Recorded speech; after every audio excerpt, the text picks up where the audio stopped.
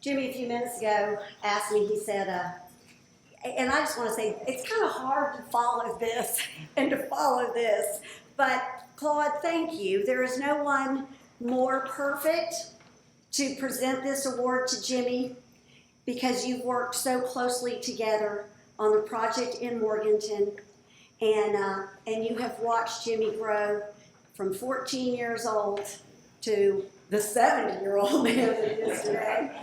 But you have made a remarkable journey together, and thank you for that presentation. It was wonderful.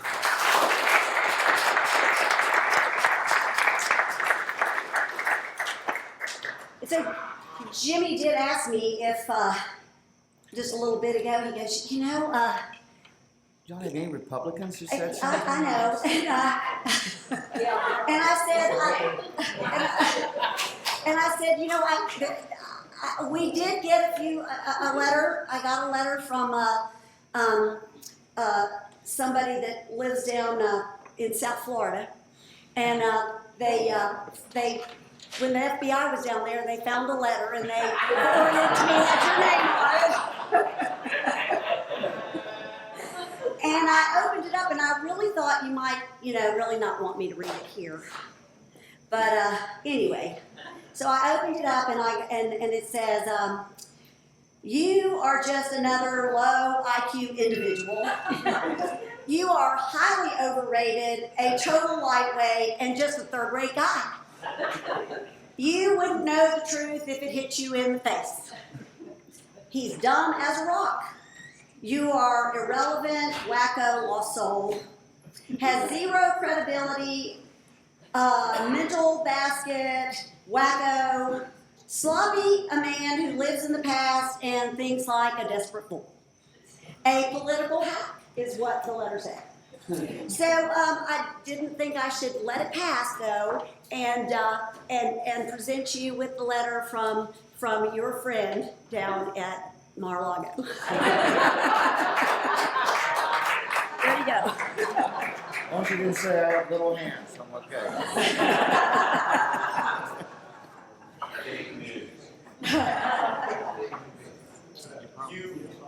In reflecting on Jimmy's life and his impact on every single one of us, it would require hours, if not days, to capture the essence of this man's existence and uniqueness. And I really do appreciate you all hanging in there because, it's very hard. I asked everybody to keep their comments to 5 to 7 minutes, and that was a challenge. It's just hard when you have so much material to work with. And I have the same problem as well. And you'll probably hear some repeats, but I'm going to do it anyway. Jimmy, you are my hero, my mentor, and while we are first cousins, you are also my brother. You have been the person that I could count on all my life. Every major life event, you have always been there. As kids, we went swimming at Playmore Beach, and he was the lifeguard at Still Creek. We went tubing down the John River. He tried to teach me how to ride a motorcycle when I was about 10 years old. And you were with me in spirit when I met my dad, and you walked me down the aisle when I married my other Jimmy. And you had great marital advice for Jimmy. You said, whatever she says, just nod your head and smile, and then do whatever you want. Well, I have been waiting years to get back at you for that one. So I also have an audience tonight. So many folks in this room can say the very same thing that I just said. You are always there for them. You are Mr. Charming in the very best way, full of excitement and enthusiasm, and you are so warm and genuine. When you are with Jimmy, he makes you feel like you are the most important person in the whole world to him. The love of his life, besides Valerie, are politics and baseball, and maybe not in that order. He has crisscrossed the USA for both. Spring training baseball, All-Star games, all the way to the World Series. And when you travel with Jimmy and you see the bright lights surrounding a baseball diamond, it doesn't matter if it is a high school game, an American Legion game, or a home farm team, your trip is going to hit pause, and you are going to be sitting in that stadium, eating a hot dog and popcorn and cheering for the home team. In 1991, when our son Adam was 2, and Adam's here, he's back at the back of the room, and he might not appreciate me telling this, but I'm going to tell it anyway because it happened. When Adam was 2, Megan and I brought Adam to Washington, D.C. to visit Uncle Jimmy. And Jimmy took us to a Senators baseball game, and Jimmy taught Adam a little trick.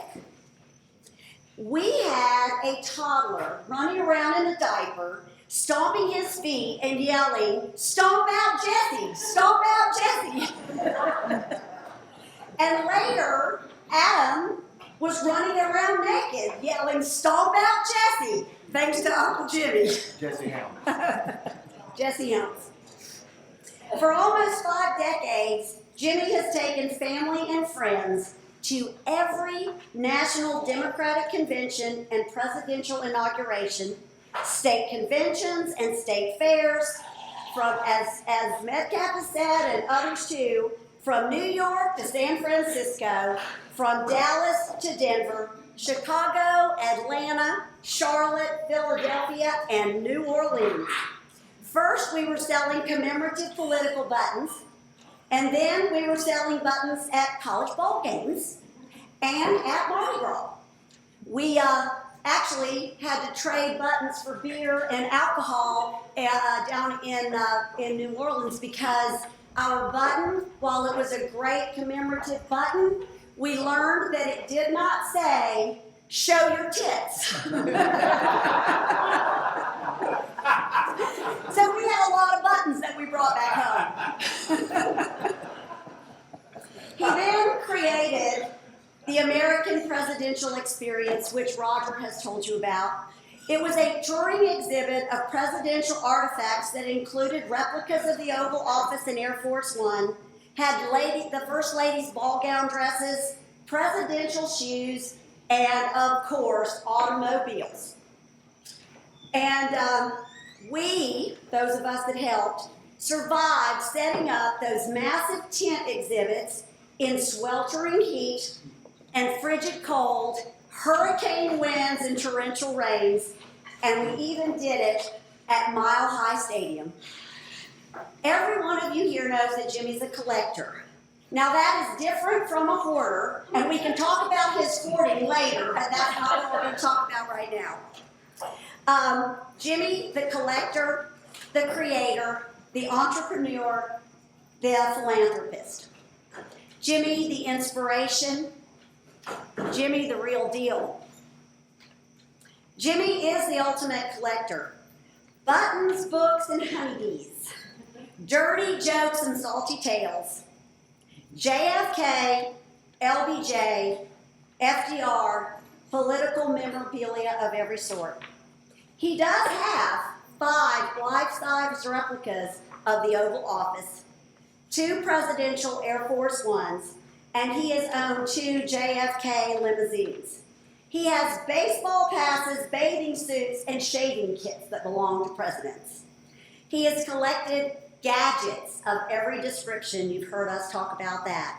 Mobile phones, computers, and electronics.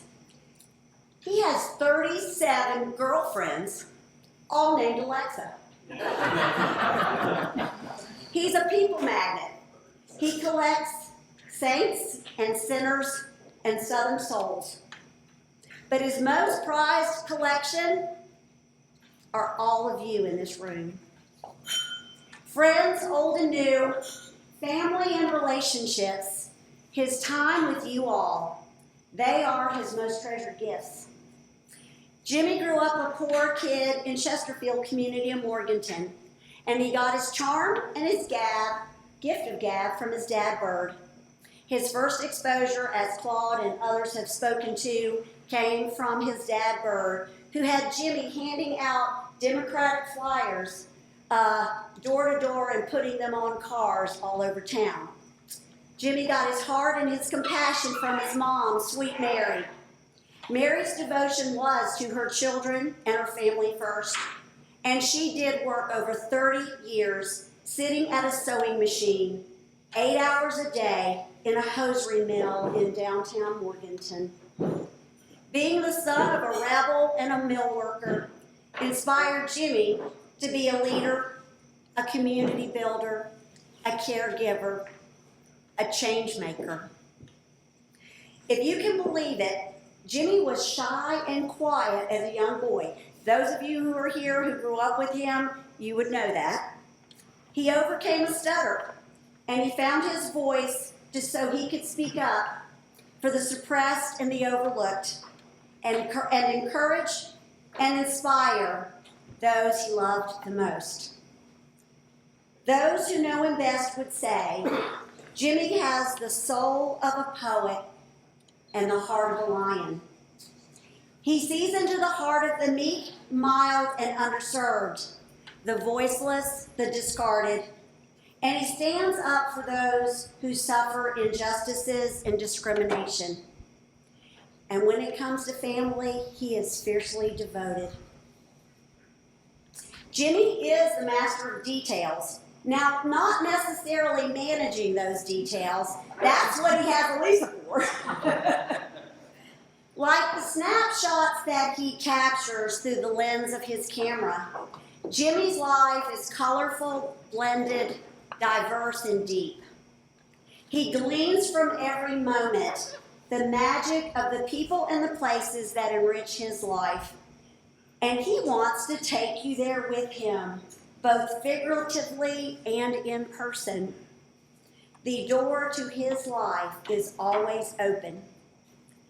He sucks the marrow from the bone, holding on to every brilliant flavor. Jimmy is generous beyond measure. And with too many examples to share, and most of them have been talked about, I will touch on the children of Chesterfield Elementary School.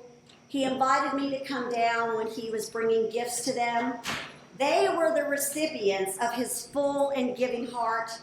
He has changed lives there. Those kids will tell their kids of the Magic Man.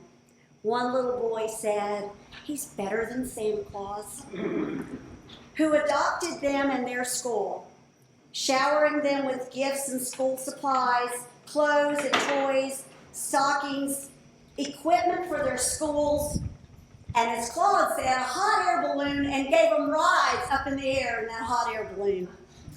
Jimmy has dedicated the past 5 years to leaving a legacy remembrance in honor of his mother, Mary Warlick, and the thousands of Burke County citizens who worked in the hosiery, furniture, and textile mills of the Piedmont. Jimmy's creation, the Workers' Legacy Project, and there was a photo up here, and I do hope when we have the ribbon cutting and the groundbreaking for that, the groundbreaking actually happened this week when they laid the footings for the monument. And so there will be an occasion, and I think it would be a great occasion for all of you to be back to witness that wonderful monument, because it's pretty breathtaking, and he has devoted 5 years to making this happen. He has also funded a video documentary project that interviews workers so that their stories are saved and can be shared forever. He has also established the Mary Warlick Scholarship at Western Piedmont Community College. Jimmy has given us so many examples and words to live by. So I want to share with you, in the words of Jimmy's hero, Garrison Keillor. These words could just as easily been written and spoken by Jimmy.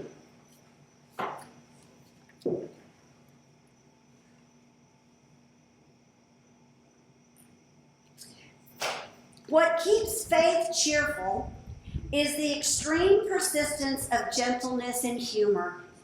Gentleness is everywhere in daily life, a sign that faith rules through ordinary things, through cooking and small talk, through storytelling, making love, fishing, tending animals, bees, and sweet corn and flowers, through sports, music, and books, raising kids, all the places where the gravy soaks in and grace shines through. Even in a time of elephantine vanity and greed, one never has to look far to see the campfires of gentle people. Lacking any other purpose in life, it would be good enough to live for their sake. You give so much.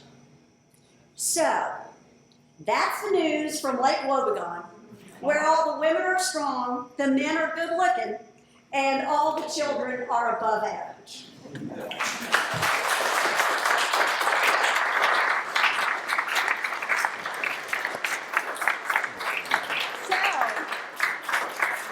is now time for the man of the hour to share his words. I gave him a 10-minute limit, so y'all hang in there.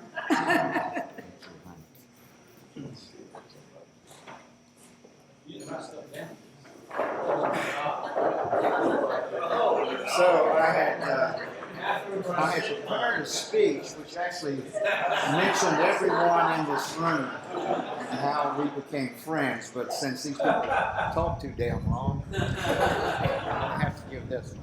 That's okay. I want to say that I am most humbled by the presence of every one of you coming today to this so-called birthday party. I usually do not like to be the center of attention. Not Valerie asked me several months ago what I would like to do for my 70th birthday. I said, honey, let's just have a quiet dinner with the two of us.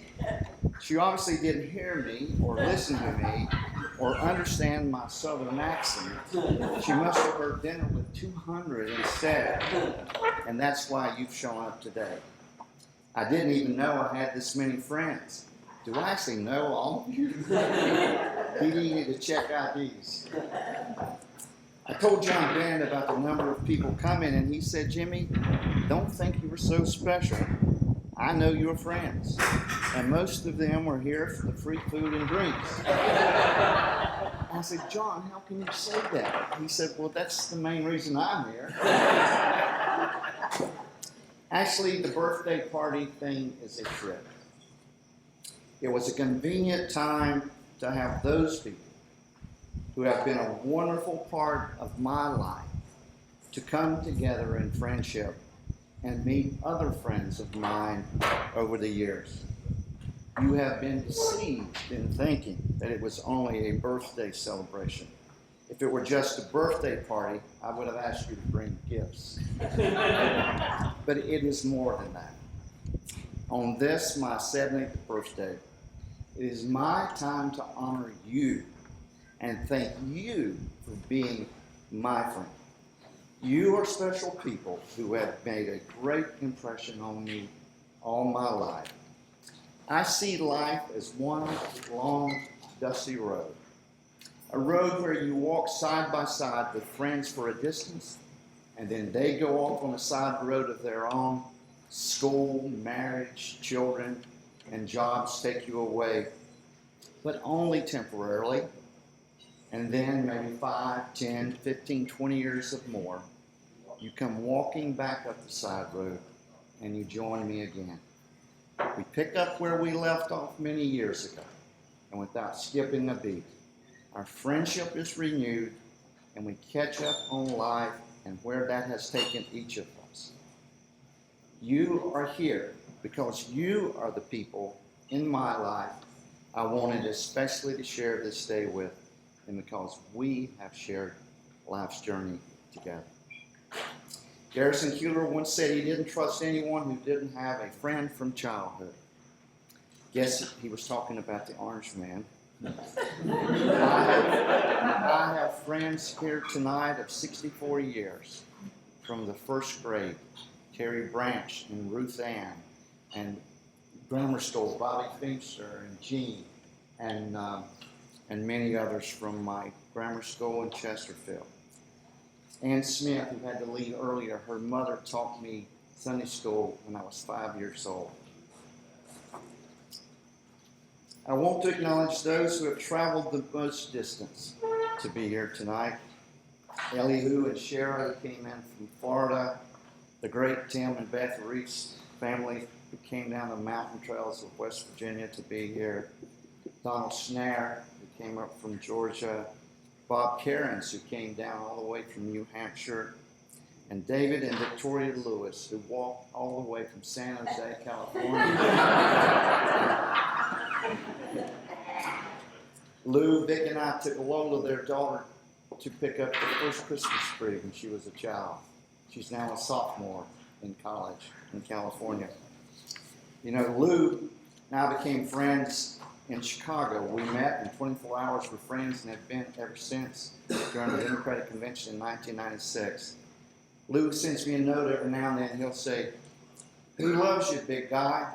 And my answer for 26 years is, "You do, Big Lou, you do." My friends Todd and Patty Sheffer are here from Alexandria, and I performed their marriage ceremony a few weeks ago. I don't know how legal it is, but it was fun. Let no man put asunder what Jimbo had joined together, we say.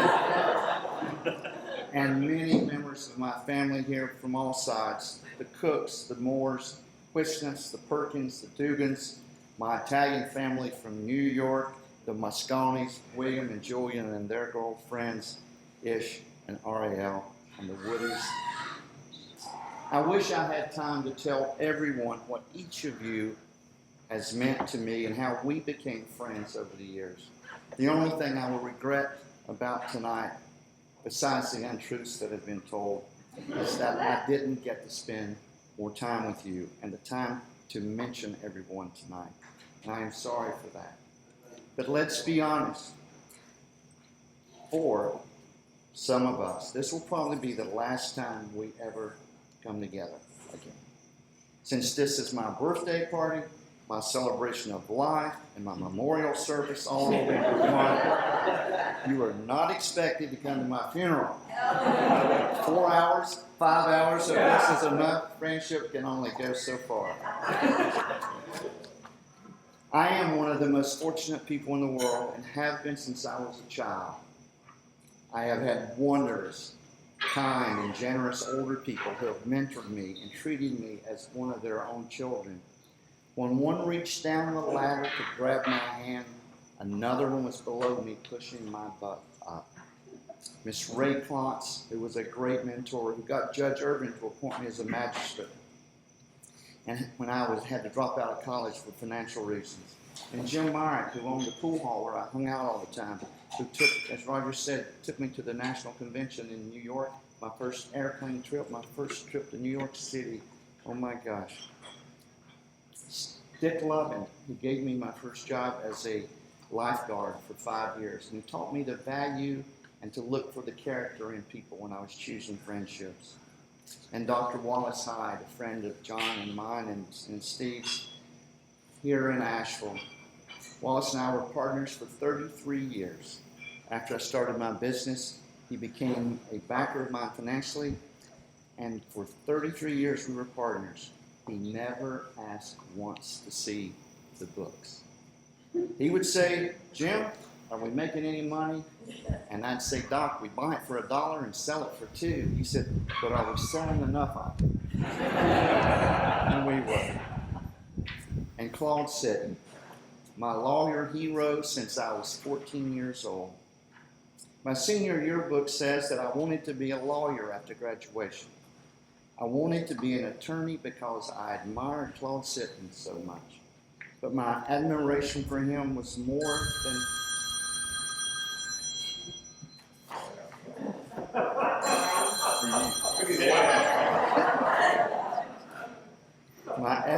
admiration for him was more than that as a lawyer. He has been like a second father to me. We have worked together on exhibitions at the History Museum in Morganton, and it was Claude who got the board to agree to put the exhibition and the monument at the History Museum. I love his wife, Jo, and his daughters, Julie and Jay. They call me their brother, and that makes me smile. Julie was first to wish me happy birthday. She called, Zoom me with the Facebook thing. We can see each other on my Wednesday. Birthday's Thursday, but she says it's already Thursday in Vietnam. So it was my birthday there. So she and Clark called me there. I also want to share my friendships with you, including the deep family love between my sister Sandy and Megan and me. Valerie hates this line, but it was so poor in our neighborhood when we grew up and saw a rainbow, it was black and white. And with that start in life, everything in life has been extra and wonderful. We grew up poor but rich in love from our parents, Bert and Mary Worley. And like someone said, my father gave me my interest and love of politics, but my mother especially had the greatest impact on me. She was a kind and generous woman without prejudice towards anyone. She set an example of love to those who may be different from us, and we hopefully have followed her example. Our mother was a young woman who went to work in the hosiery mill at 16 and for 33 years at the same sewing machine. She was always there for us.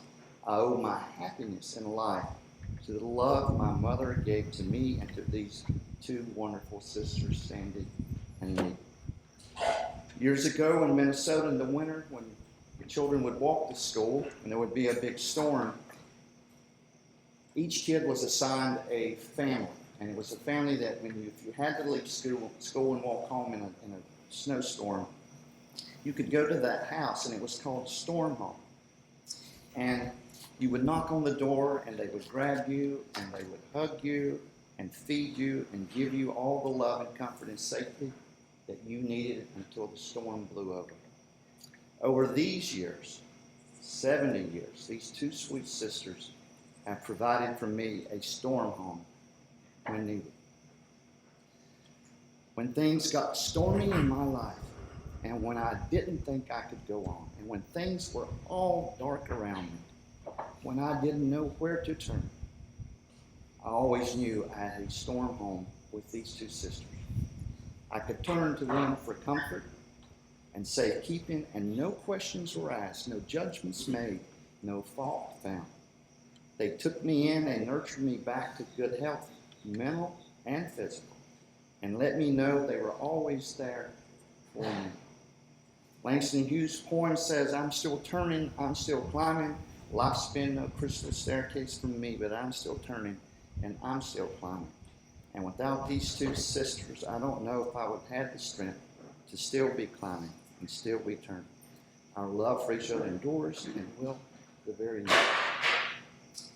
It was a hard decision years ago to decide on who would be the best man at my wedding. I have some wonderfully close, good friends, so I had to flip a coin, and Steve Metcalf lost. And he had to be the best man. I blamed him for that failure and for not keeping me from getting married. But he made it up for coming and being a witness in my divorce trial that lasted 7 days. I don't know how Steve does all he does. He gives back to his community, to his family, and to his church.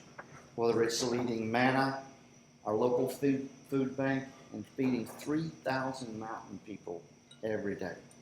Traveling to Cuba to set up water systems in impoverished areas. Leading his fellow parishioners at First Baptist and caring for the less fortunate here in the Asheville area. Thank you, Steve, for your deep friendship. Elisa Jones, we come to it. I arrive here today with some economic comfort because of one remarkable woman. Elisa Jones has been my business whisperer since she was 17 years old and I was 28. She was running the business at 19. She could have been a lawyer in the best law firms. She could have been on Wall Street, or she could have been a doctor at the Mayo Clinic. But she chose to be another of my guardian angels and keep me balanced and grounded enough to be successful in our businesses today. For over 40 years of working alongside each other, we have never had an argument over anything personal or business. Maybe we disagreed on direction and timing, but when we moved ahead together. And besides being a great partner, she is also like a daughter and like a sister to me. Her family and my family are all one family. Her daughters, Caitlin and Haley, were here earlier and had to leave. When I am out of the country and they need to get me, my family, they call Elisa.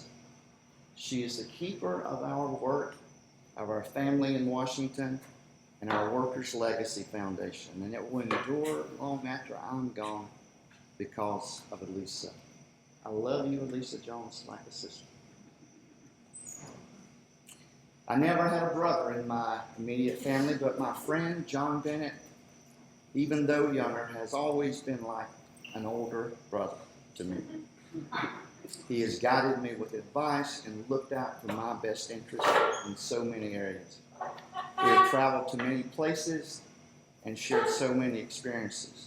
John, I noticed you did not tell them about the time we got locked up in Cuba and we had to bribe our way out. That'll be another time.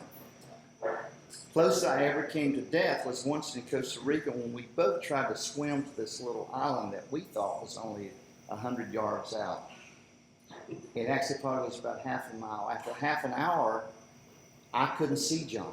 And I thought, oh my God, he's drowned. And what am I going to tell Jeannie? And then I thought, hell, I'm going to drown too. Who's going to tell Valerie?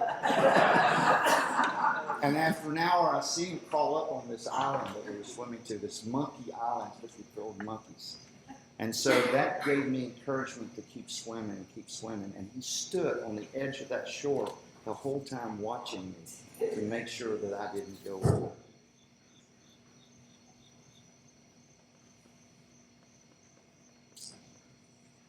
John's father and mother became friends of mine, and John's father was my political hero growing up as a young person. And to one day meet their hero and become their friend was wonderful. And I sometimes would stop in Winston-Salem and spend the night with Bert, just the two of us after John's mother had passed. And when his mother was there, I would stay with him. We had loved the Atlanta Braves, we watched the baseball games, and we talked North Carolina politics and history. And so Bert was 95 years old, and he would get up before I would and have breakfast ready for me when I got up. And one morning, John and Jeannie came by to have breakfast with us, and we hadn't been eating long, and Bert said, I got to go, I got to get to work. And I said, whoa, something is wrong here. I'm not doing anything today. John and Jeannie are goofing off, and here's Bert going to work at the age of 95.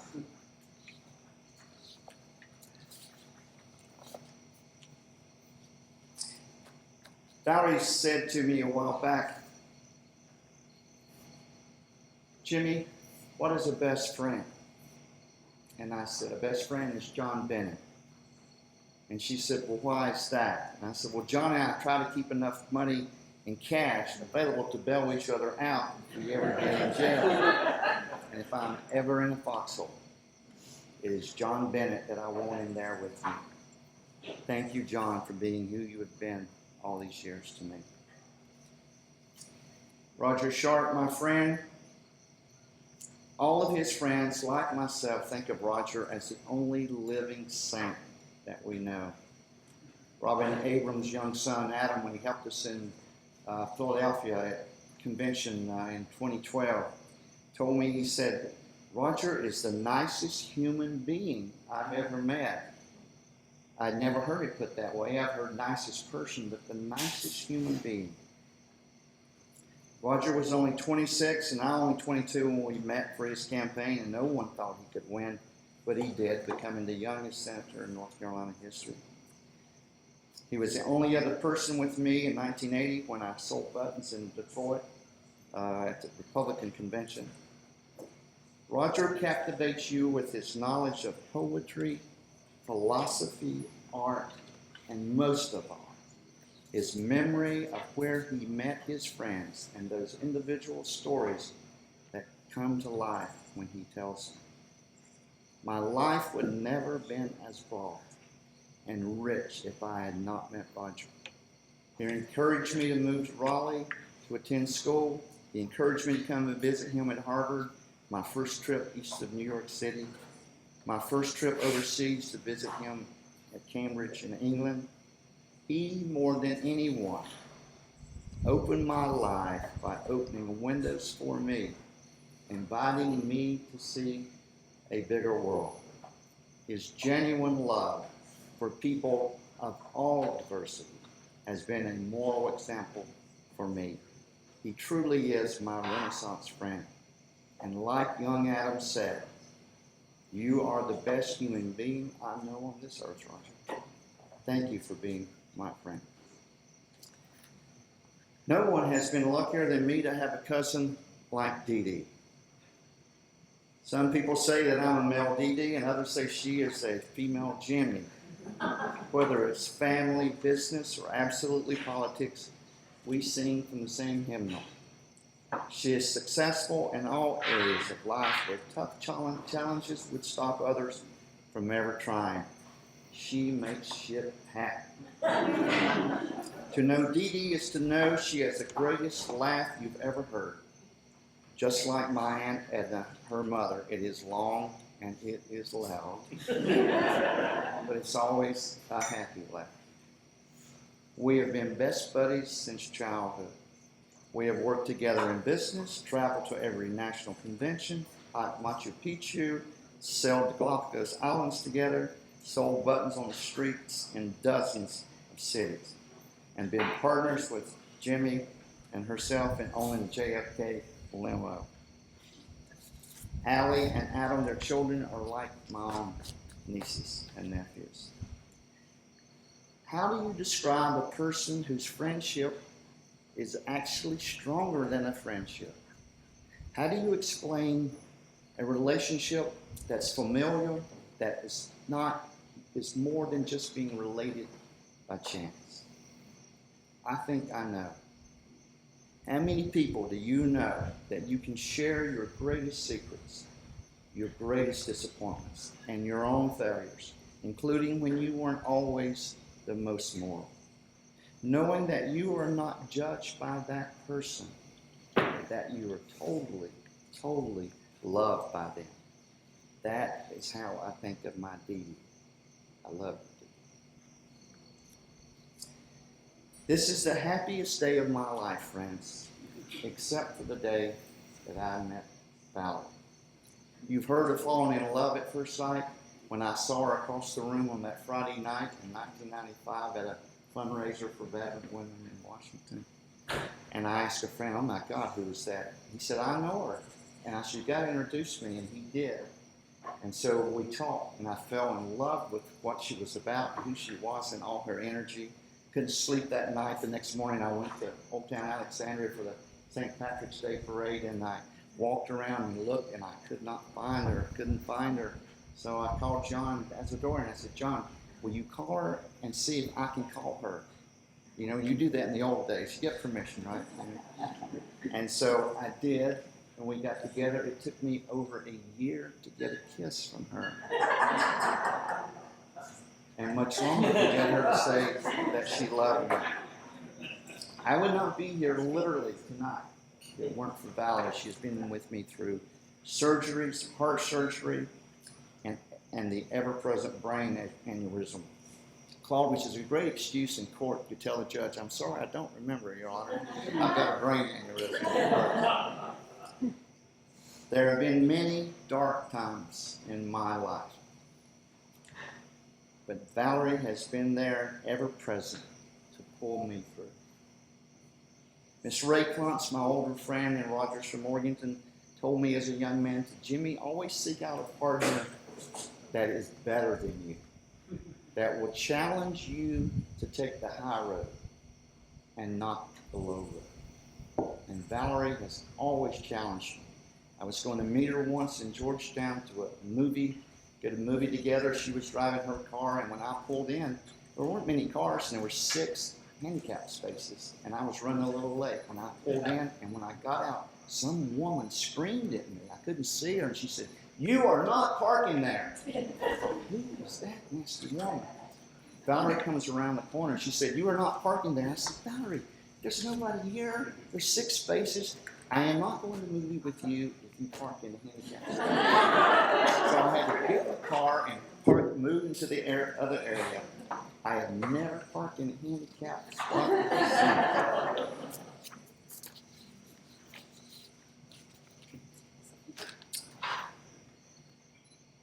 Our love is stronger today, Valerie, than it has ever been. 27 years.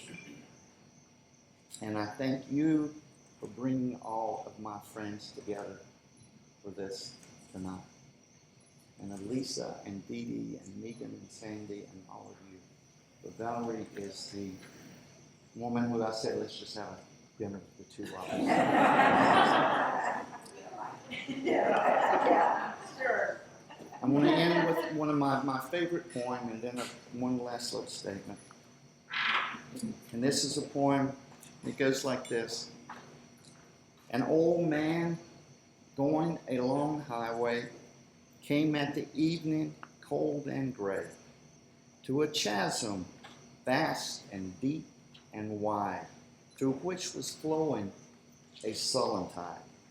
The old man crossed in the twilight dim.